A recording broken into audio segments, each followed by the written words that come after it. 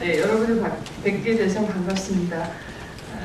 일단 먼저 아마 페이스북에서 보시고 도대체 저 선글라스 낀 사람이 누구냐 하셨을 텐데요. 그래서 사실 오늘 잠깐 고민하기도 했습니다. 좀 동질감을 더 연속적으로 하기 위해서 똑같은 옷에 선글라스를 끼고 올까 그러다가 그건 너무 과한 것 같아서 네, 제가 오늘 이렇게 왔습니다. 저는 대한민국 서울의 대한예수교 장로회 통합에 속한 장로회 신학대학교 예배설교학 교수로 있는 유재원 목사입니다. 네, 정식으로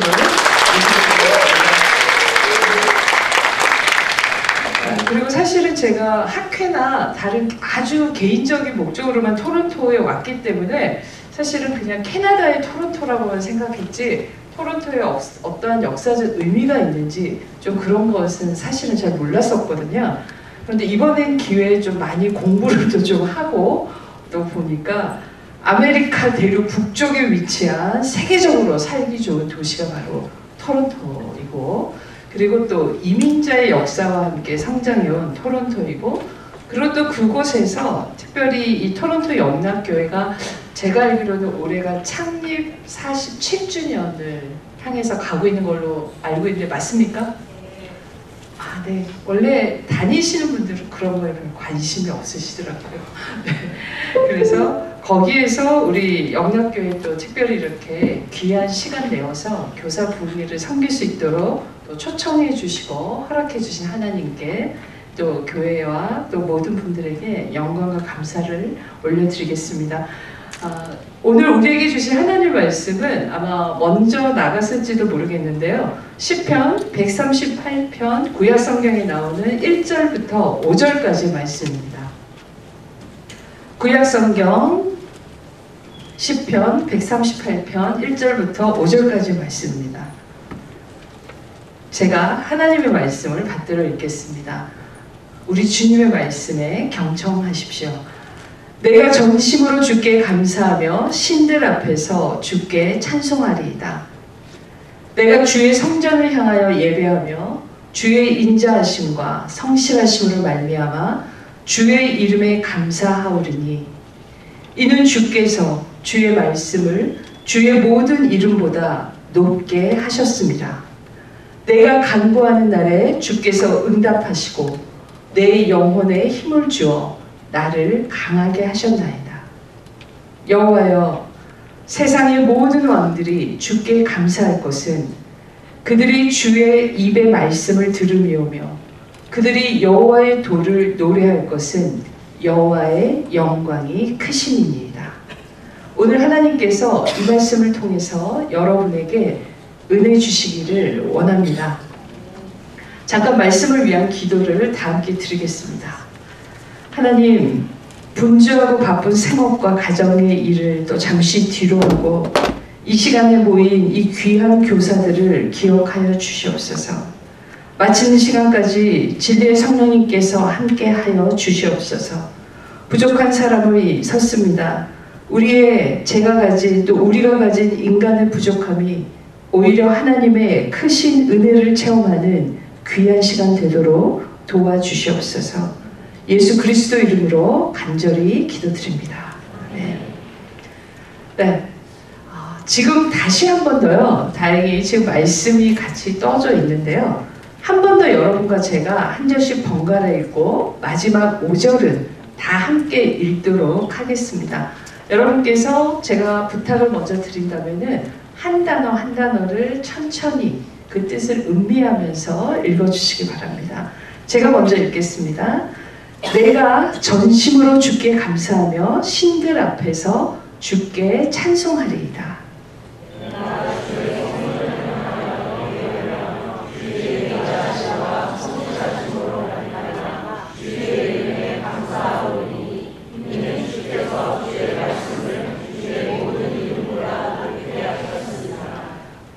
내가 간구하는 날에 주께서 응답하시고 내 영혼에 힘을 주어 나를 강하게 하셨나이다.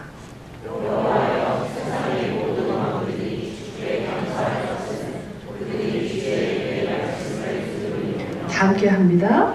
그들이 여호와의 도를 노래할 것을 여호와의 영광이 크심이입니다. 아멘. 지금 이 시간 우리가 한 목소리로 읽은 본문 말씀은 처음에 말씀드린 것처럼 시편, 구약 성경의 말씀입니다. 구약 성경은 굉장히 딱 한눈에 들어오는 구조로 되어 있습니다. 역사서 17권, 그 다음에 계시서 17권. 그래서 그 중간에 연결해주는 우리가 뭐 시가서라고도 하고 문학서라고도 하는데요. 여러분들이 잘 아시는 것처럼 욥기, 시편, 잠언, 전도서, 아가서. 그래서 그 중에 해당되는 두 번째 해당되는 시편. 시편은 전체 몇 편으로 되어 있습니까? 네. 분위기가 막 마음 놓고 대답하실 분위기는 안 되시죠? 네. 저도 그것을 꼭 기대한 것은 아니었고요. 150편으로 되어 있죠. 그리고 여러 저자들이 시편 기자로 기록되어 있습니다. 아마 우리 토론토 영장교회 때 우리 교사들 정도시라면은 그 정도쯤은 당연히 알고 계시리라고 믿습니다. 그래서 특별히 그 중에서 오늘 이 시편 138편은요 다윗의 시편입니다. 그리고 아마 여러분들이 성경을 보시면 감사의 시편으로 알려져 있을 겁니다. 그리고 또 원래 이제 그 원어로 저는 이제 너무 오래전에 신대원에서 히브리어를 배워가지고 거의 기억이 없는데 그 150편을 다시금 보면은 그 종류에 따라서 5권으로 또 분류되어 있다고 합니다. 그래서 1부터 41편, 42편부터 72편, 73편부터 89편, 90편부터 106편, 그리고 107편에서 150편 이렇게 5권으로 분류를 한다고 합니다. 그런데 오늘 이 시편 138편은 다윗이 지은 시편 중에 하나이고 대표적인 감사시입니다.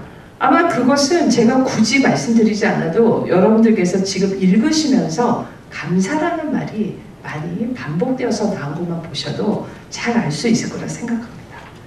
그래서 성서 주석가들은 이 시편은 다윗이 노년에 쓴 시편이다라고 주장하는 학자들도 있습니다.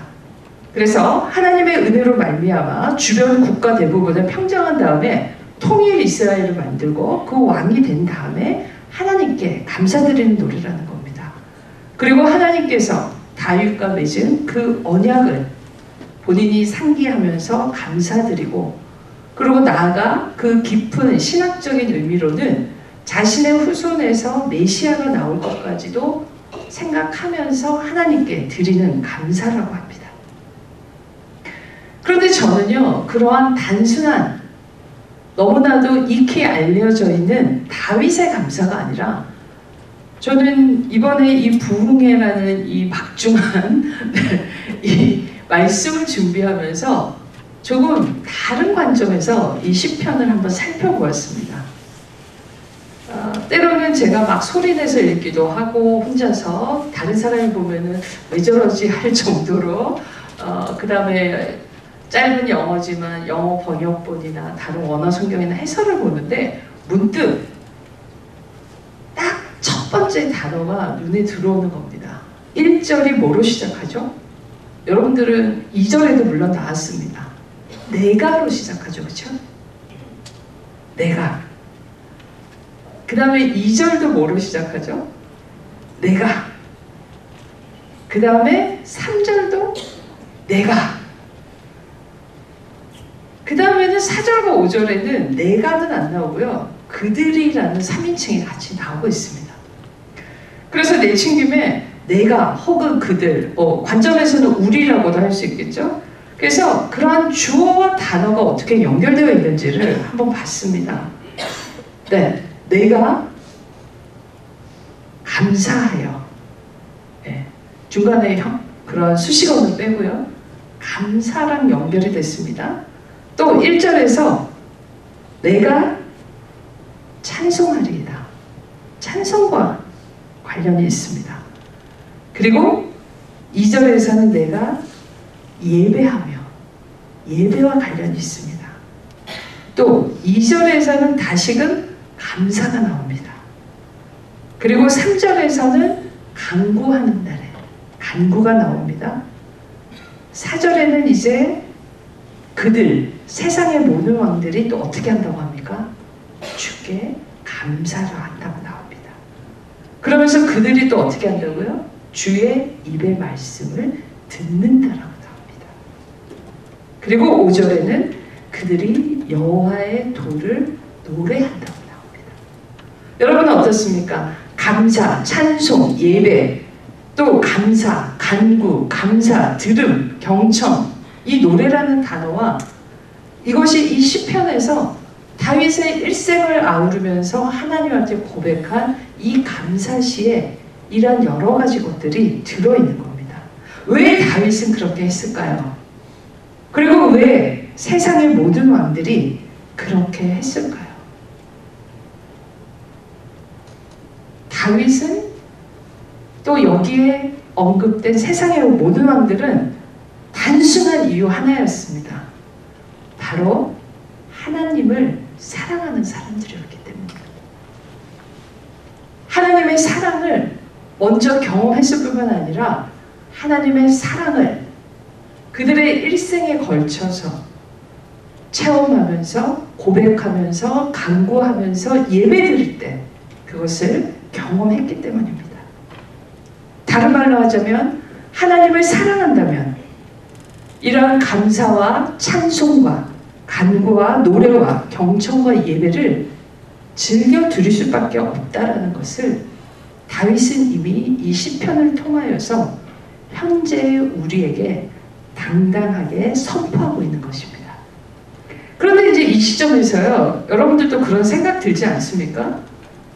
다윗이니까 그랬겠지. 열방의 왕들이니까. 그러면 나도 그 정도 되면은 당연히 감사할 수 있겠지. 뭐 이렇게 할 수 있고. 그런데 또 여러분 한번 다시금 생각을 해보십시오. 다윗의 감사가 당연하게 느껴지십니까? 물론 굉장히 유명하죠. 아마 성경에 나오는 인물 중에 다윗만큼 많이 나오고 드라마틱한 인생을 살았던 사람은 굉장히 드물 것이라 생각합니다. 그의 이름 자체가 뜻이 사랑받는 자라는 뜻 아닙니까? 그리고 지금도 이스라엘의 국기에 다비드의 별이라 그래서 그 삼각형 두 개가 겹쳐진 것에 그 표상이 될 만큼, 그리고 메시아 자손의 계보에 당당히 그 이름을 올린 것만큼 유명한 사람이 바로 다윗 아닙니까?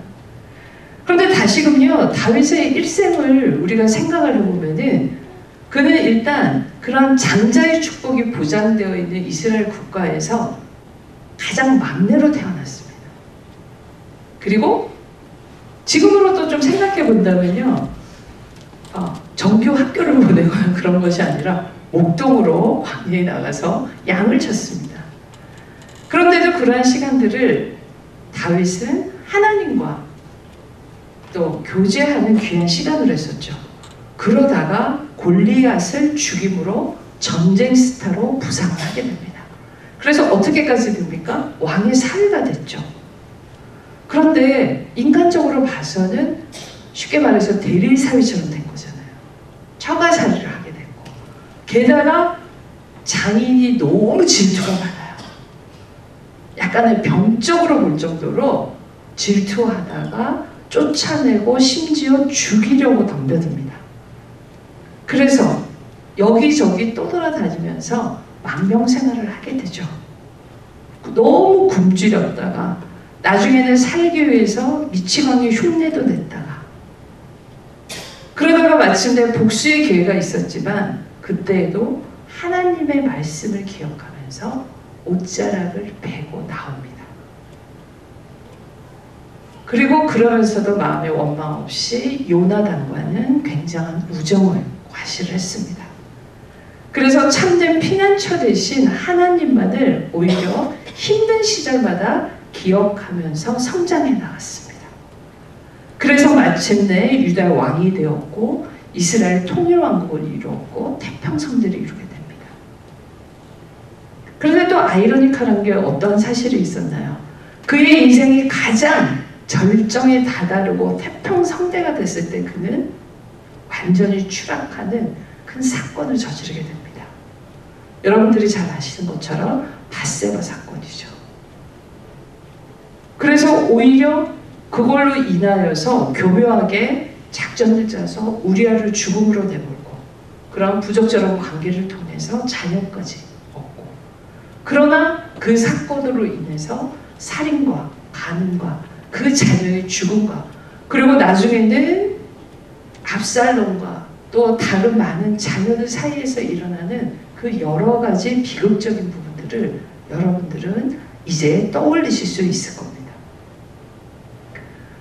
그러다가 또 다윗은 어떻게 됐습니까? 정말 하나님 앞에서 즉시 자복하고 선지자 나단의 꾸짖음을 겸손히 받아들입니다. 그래서 부르심에 합당한 삶을 살았습니다. 그러나 우리가 기억해야 되는 것은 그의 인생에는 그러한 찬란한 영광만이 아니라 인간의 잘못에 대한 대가는 있었다라는 겁니다. 그리고 그렇게 한 다윗이었지만 하나님께서 그렇기 때문에 물론 그 이전이긴 하지만 성전을 짓는 것은 허락해 주지 않으셨습니다. 그래서 다윗만큼 드라마틱하고 롤러코스터를 타듯이 이런 사람은 많지 않습니다.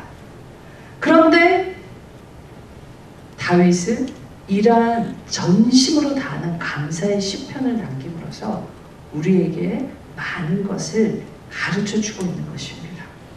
비록 인간적인 약점을 가지고 죄를 지었지만 그는 돌아올 기회를 놓치지 않았습니다. 하나님의 때에 순종했습니다. 하나님께 전심으로 감사했습니다. 그리고 왕으로서, 때로는 목동으로서, 때로는 망명자로서도 자기에게 그때그때 맡겨진 일에 진심으로, 전심으로, 모든 것에 성실함으로 임했다라는 것입니다. 그래서 이러한 다윗의 상황은 우리가 또 제쳐두고라도 오늘 말씀을 읽다 보면 사실은 굉장히 부담스러운 표현이 나옵니다. 전심으로라는 말이 있잖아요. 그렇죠? 그래서 다른 성경 또 번역을 또 좀 찾아보면은 온 마음을 기울여서 내 마음 다하여 온 마음으로, 우리가 보통 찬양 가사에 많이 나오죠. 그리고 제가 가능하면 영어를 안 쓰려고 했는데 with all my heart, 우리가 그 밑에서부터 끌어오는 그 모든 마음을 다하여서 감사라고 성경은 말합니다. 여러분 그게 어떤 감사라고 생각을 하세요? 도대체 전심으로 감사한다는 게 그건 뭘까? 여러분 마음이 눈에 보입니까? 오, 네. 제가 원하는 대답을 해주셨습니다. 우리가 사실은 마음 자체는 안 보인다고 생각할지 몰라도요, 마음이 드러나게 돼 있어요. 마음은 뭘로 드러날까요? 여러분, 강아지도 자기에게 하는 손길이 진짜인지 가짜인지를 구별합니다.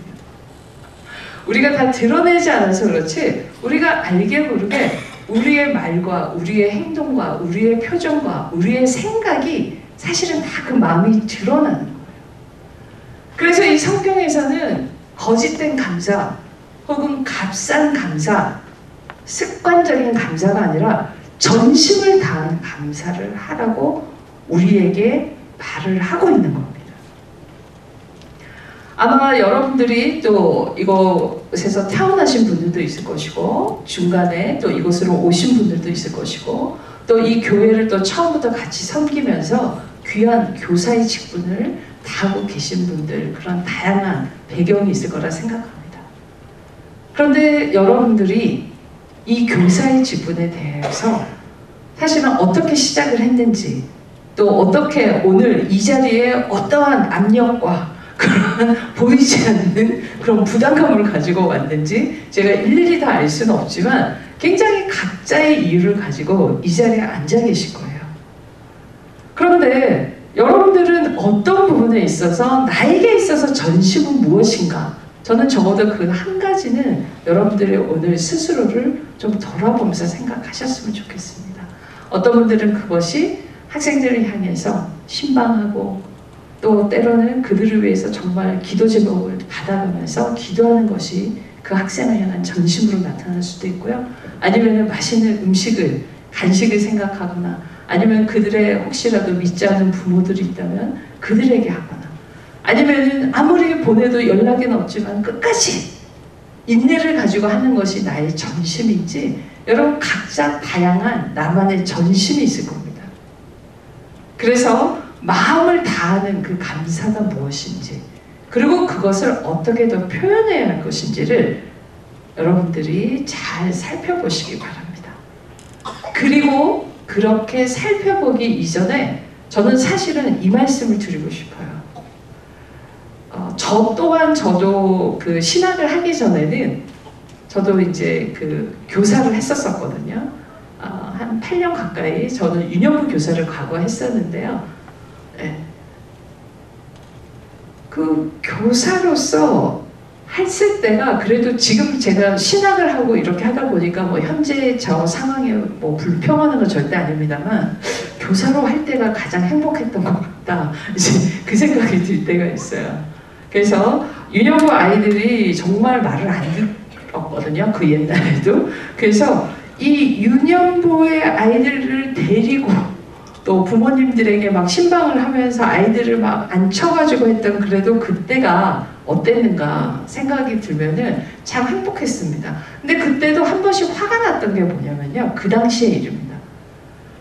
그때도 무슨 뭐 교사 무슨 저희 교육시키고 막 교육받고 하는 게, 제가 다녔던 교회는 그게 굉장히 엄격했거든요. 교사 안식년도 있었고, 그 대신 안식년에 재교육을 받고 뭐 2주간의 코스를 하지 않으면 교사를 임용이 안 돼요. 그래서 하는데 정말 최선을 다하는 교사, 뭐 인내와 열정. 그래서 자꾸 이제 그걸 듣다 보니까, 물론 은혜를 받을 때도 있었는데 적어도 저는 그렇더라고요. 내가 너무 안 하고 있는 건가? 그럼 여기서 더 이상 나도 막 직장 다니면서 그때만 해도 한국 사회가 토요일까지 근무하는 거였거든요. 그래서 제가 직장 다니면서 교사하는 게 사실은 너무 힘들더라고요. 쉬는 날이 없는 거예요.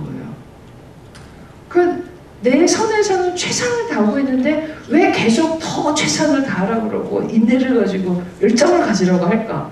저는 그때 그 마음속에 조금 부담감이 있었어요. 그런데 그때 저의 멘토 중에 한 분과의 대화를 통해서 제가 들여다보니까 그 메시지 자체가 뭐 그런 게 아니라, 사실은 내 마음속에 제가 교사로서 또 그냥 한 명의 신앙인으로서 하나님 앞에서 제가 아직 해결되지 못한 문제가 있었던 거예요. 근데 그건 전혀 사실은 좀 엉뚱한 문제였습니다. 그런 관점에서 본다면요. 자꾸 제 얘기를 잠깐 해서 죄송하지만, 저는 그때까지 그 부모님들께서 신앙생활을 하고 계시지 않았기 때문에 제가 그렇게 직장생활을 하면서도 교회 생활을 하는 것에 대해서 인정도 못 받고 있고, 또 부담도 있고, 또 여러 가지 관계적인, 또 회사에서의 그런 관계적인 측면에서 제가 힘들어하는 그런 부분이 있었거든요. 그래서 제가 그때 다시금 하나님한테 그런 부분을 내려놓고 기도하면서 중요했던 것이, 내가 마음속에 어떠한 이런 문제가 해결되지 않으면 그건 사람마다 다양하겠죠. 어떠한 부끄러운 문제일 수도 있고, 남들 앞에 얘기하기 힘든 걸 수도 있고, 여러 가지 여러분들이 때로는 육체적으로, 정신적으로, 감정적으로, 때로는 금전적으로, 관계적으로, 또 앞으로의 그런 걸 볼 때 내가 지금 하는 것에 있어서 가치를 못 느낄 때도 분명히 있을 거라고 생각을 합니다. 그럴 때 뭐 다 그러니까 하고 덮어놓지 마시고요. 거기에 대해서 적어도 하나님 앞에서는 여러분들이 전심을 다해서 간구하면서 하나님 앞에 그것을 내려놓으셔야 합니다. 그래서 여러분들의 마음이 건강해야지 학생들에게, 또 다른 관계에서도, 교회에서도 그것이 건강한 기초를 가지고 나아갈 수가 있다는 겁니다. 이거는 물론 제 경험을 통해서 드리는 거라서 모든 이들에게 또 뭐 100% 다 적용되진 않겠지만요.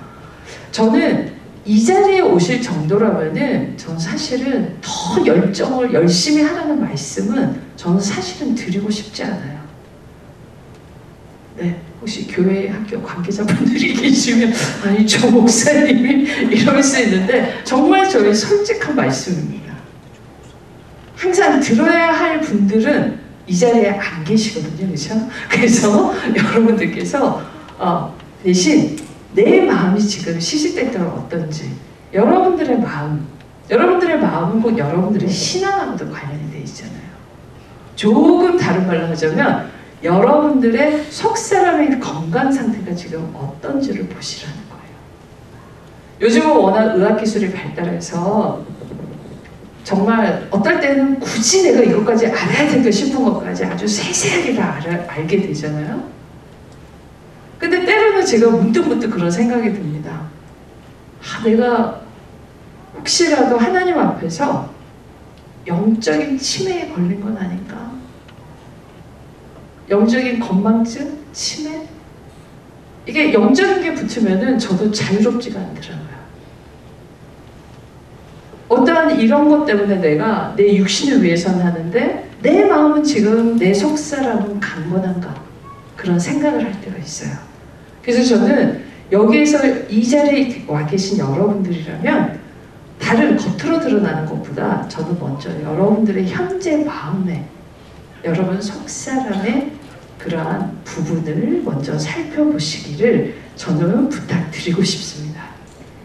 그래서 사실은 오늘의 설교 제목이 여러분 혹시 기억하십니까? 네, 사랑하는 교사입니다. 그렇죠? 그래서 원래는 만약에 더 어떤 주보처럼 한다면은 앞에 괄호를 넣어서 드리고 싶었어요. 네. 어떤 상상이지 것입니까? 괄호를 넣고 띄워서 사랑하는 교사 이렇게 해서 제목을 보내고 싶었어요. 빈 괄호를 넣고 싶었다는 거예요. 근데 그렇게 했다가는 계속해서 물어보겠더라고요. 혹시 잘못 보낸 게 아니냐, 이 안에 뭐 빠진 게 아니냐.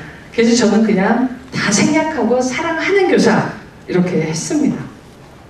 그래서 그 괄호를 채워넣는 것은 여러분들의 몫입니다. 여러분들은 누구를, 무엇을 사랑하는 교사이십니까? 여러분들이 한번 스스로에게 생각을 해보시기 바랍니다. 그래서 다른 분들은 다 관심이 없는데요. 저는 오늘 이 날짜가 딱 교사 부흥회로 금요일, 토요일 그리고 또 감사하게도 정말 생각지도 못했는데 이번 돌아오는 주일까지 이제 설교를 하게 됐는데요. 저는 제가 예배학자로서는 너무나도 의미 있는 날짜로 이 교사 부흥회가 정해져서 저는 정말 너무 기뻐했습니다. 제 얼굴 표정에서는 별로 기뻐한 것 같아 보이지 않으시겠지만 진심으로 기뻐했습니다. 혹시 여러분들 오늘이 무슨 날인지 아시나요? 네, 교사 부흥회 첫날 이런 대답은 사절합니다. 네, 어떤 날이라고 생각하세요? 네, 어디선가 들려오는 말씀이 맞다라고 저는 생각을 하고 제가 바로 말씀드릴게요. 여러분들 7주 전에 아마 부활절 주일을 보내셨을 거예요. 그렇죠? 그리고 이제 며칠 안 남았는데 이번 돌아오는 주일이 성령 강림 주일입니다. 그래서 원래 초대교회 전통에서는요. 여기에서는 어떻게 되는지를 제가 더 확실하게 못 물어봤는데 대다수의 한국교회는 부활주일 그냥 그 주일만을 위해서 총력을 기울입니다. 그래서 부활주일이 딱 끝나자마자 끝이에요. 그런데 사실은 여러분 우리가 성경에서도 보면은 주님께서 부활하신 다음에 많은 사도행전에서도 보듯이 많은 놀라운 역사가 일어났죠. 그렇죠? 그래서 마침내 오순절 성령 강림이 임하는 거기까지가 성경에서는 증거하고 있습니다. 그래서 그것을 우리가 교회력상으로는 뭐라고 하냐면 그 사이의 50일을 기쁨의 50일이라고 합니다. 그래서 자 마지막 영어를 제가 쓰겠습니다. The Great 50 Days라고 합니다. 그래서 그 7주에 걸치는 동안 더 그 부활하신 주님을 제자들이나 사도들이 어떻게 했습니까? 다 흩어져서 전했죠. 놀라운 일이 일어났습니다. 그래서 저는 그러한 이 기쁨의 50일 중간에 이 교사 부흥회가 세워지고 이렇게 연결된다는 것이 저는 너무나도 기쁘고 의미 있게 다가왔습니다. 그리고 또 성령 감리주일이 지나면 혹시라도 조금 더 관심이 있거나 교회 학교에서 여러분들의 교회력 색깔이라는 것을 보시면 이제 일상절기라 그래가지고 쭉 초록색으로 되면서 나중에 대림절이 올 때까지 일관되게 하는 것을 볼 수 있을 거예요. 그것은 뭐냐면은 이제 이 성령에 또 충만한 이 오순절 성령 강림 사건을 통해서 그것을 가지고 더욱더 우리의 신앙을 영적으로 성장해 나간다라는 거예요. 그래서 방학 때 여름 성경학교라든지 그런 여러 가지 것들이 있는 것이 수련회나 있는 것이 사실은 무조건 그냥 사회적으로 방학이니까 뭐 버케이션이니까 하는 것이 아니라 교회력상으로도 정말 딱 들어맞는 그러한 신앙 성장의 시기가 있다라는 겁니다. 그래서 저는 하나님을 사랑하고 학생들을 사랑하는 여러분들이라면, 그 교사라면은 이렇듯 전심으로 감사하고 맡겨진 학생들을 동일한 신앙의 동역자로 존중하면서 하나님 앞으로 인도하는 거룩한 부담감, 그 경건한 부담감은 놓치지 마시기를 부탁드립니다. 그래서 저는 그 생각을 해봤어요. 그러면 나는 이 전심을 뭘로 생각을 해야 될까? 왜냐하면 저도 제가 속한 자리에서 교수로서 학생들을 가르치고 또 교육자들에게 대해서 제가 훈련시켜가는 부분이 있잖아요. 저는 관심으로 바꿔서 생각을 해보았습니다. 그래서 다시금 그 관점에서 본다면 누구에게 관심을 가져야 됩니까? 나를 평가하는 사람들? 나를 힘들게 하는 사람들? 아닙니다. 학생들. 학생에게 관심을 갖고. 근데 그 학생들은 누가 주신 거예요? 연령에 따라서 뭐 반으로 짜서 나를 임명한, 물론 하나님께서 그 교육자를 통해서 주셨지만 근본적으로는 하나님께서 여러분에게 맡기신 거예요. 맡기신 거예요. 이런 이야기가 있었습니다. 여러분, 우리 못지않게 열심히 활동을 하는 그 사탄 군단들이 있죠, 그렇죠? 이 악의 무리들, 그들도 이거는 이제 그렇게 한 뭐 예화이기도 한데요. 지상 근무할 사람을 뽑았다고 합니다. 시험을 통해서. 그런데 그 시험에서 당당히 1등을 차지한 그 지원자가 있었다고 합니다. 그 답안지에 어떤 것이 쓰여져 있었을까요? 딱 3글자가 쓰여 있었다고 그래요. 무관심.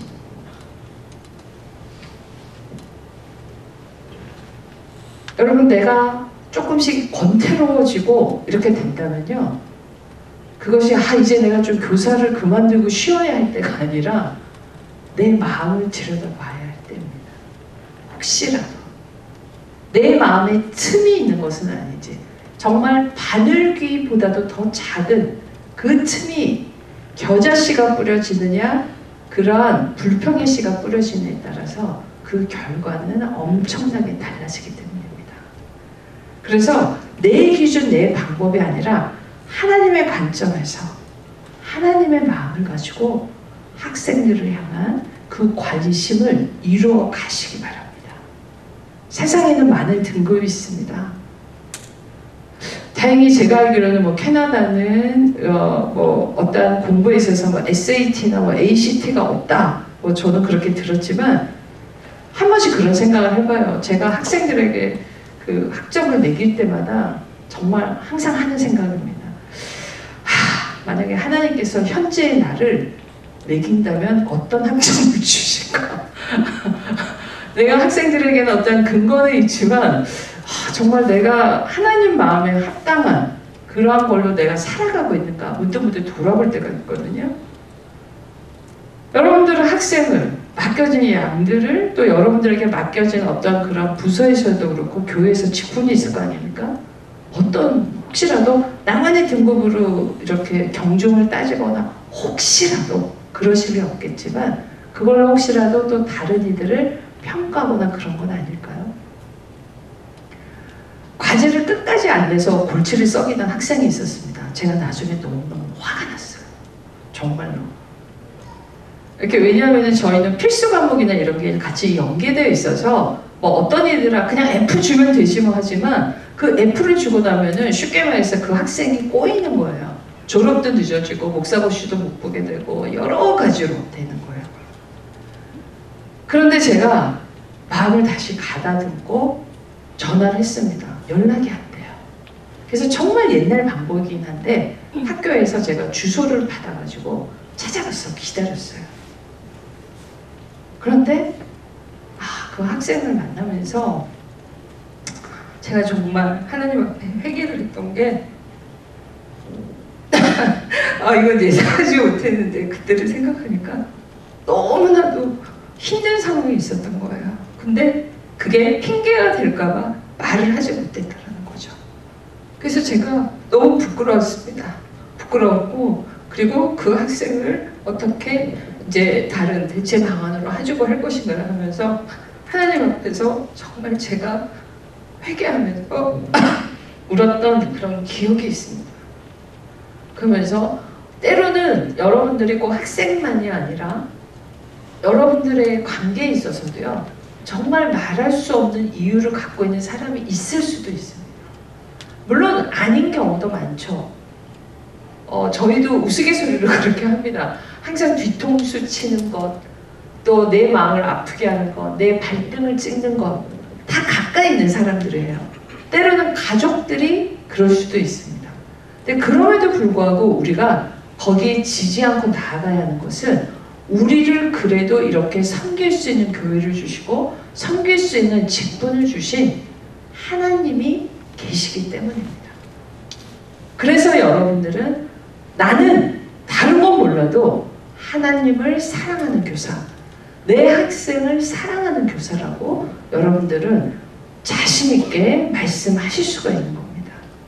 그래서 다른 사람이 매긴 등급을, 다른 사람들이 하는 말들을 여러분들이 너무 거기에 휩쓸리지 마시기 바랍니다. 그런 경우가 많더라고요. 가끔씩 지방을 가거나 또 이렇게 외국에 나거나 그럴 때 어딘가에 음식점을 찾아가거나 막 그럴 때 보통 막 그 인터넷에서 나오는 그 리뷰라든지 그걸 보잖아요. 근데 물론 100% 그것도 기대는 안 하지만 때로는 미슐랭이 붙었다고 해가지고 제 입에 맞진 않더라고요. 오히려 더 실망스러운 경우도 많고요. 그래서 정말로 때로는 집에 그냥 있었던 시골 예전에 외할머니 살아계실 때 가가지고 그냥 그 자리에서 쓱쓱 비벼주시거나 말아주셨던 그 밥 한 그릇이 훨씬 더 맛있게 느껴지는 그 부분이 있었습니다. 왜냐하면 거기에는 할머니의 사랑이 담겨 있었기 때문이거든요. 그래서 꼭 화려하거나 호화롭지 않더라도 여러분들의 전심이 그 학생들에게 와 닿는다면 그 학생들은 때로는 바로 지금은 아닐지라도 1년이 지나서 혹은 나중에 더 많은 시간이 지나서 여러분에게 반드시 응답을 할 것입니다. 그래서 위대한 전도자였고 감리교를 나중에 창시까지 했던 존 웨슬리가 남긴 글이 있습니다. 제가 잠깐 읽어드리겠습니다. 할 수 있는 한 최선을 다하라. 여기에서 최선은 여러분들이 할 수 있는 한입니다. 당신이 할 수 있는 모든 수단과 당신이 할 수 있는 모든 방법으로 당신이 할 수 있는 모든 장소에서 당신이 할 수 있는 모든 시간에 당신이 할 수 있는 모든 사람들에게 당신이 할 수 있는 한 오래오래. 이거는 여러분들에게 또 다른 부담감을 들여가는 것이 아니라 나의 능력과 내 생각만으로 하려면은 할 수가 없습니다. 그러나 하나님과 함께 할 때 이 모든 것이 이루어집니다. 하나님께서 여러분을 교사로 부르셨고 귀한 양떼들을 맡겨주셨기 때문입니다. 여러분 혹시 코이 물고기라고 아십니까? 이게 너무 신기한 게 작은 어항에서 기르면 한 5cm 정도, 또 수족관이나 연못에서 똑같은 물고기를 기르면 15에서 25cm, 강물에 방류하면은 120cm까지 성장하는 신기한 습성을 가지고 있는 물고기입니다. 자, 한번 사진으로 볼까요? 네. 어항에서 길렀을 때입니다. 그 다음에는요, 네. 연못에서 길렀습니다. 그 다음 사진은요, 동일한, 네, 조작이 아니라 동일한 네, 그 부분입니다. 그래서 다시금 말씀드리면, 네, 그 다음 PPT 한번 보시면요, 네, 이렇게 동일한 건데 이렇게 연모가 강했었을 게 방해가 있다라는 겁니다. 그래서 여러분들이 교사 입장에서는 바로 학생들이 호의 물고기라고 할 수 있습니다. 그래서 같은 사람이라도 주변에서 마음을 다해 도와줬었을 적에 용기를 북돋아주면 성장 가능성이 무궁무진해진다는 겁니다. 하나님께서 여러분들에게 맡기신 학생들은 저마다 달란트를 가지고 있습니다.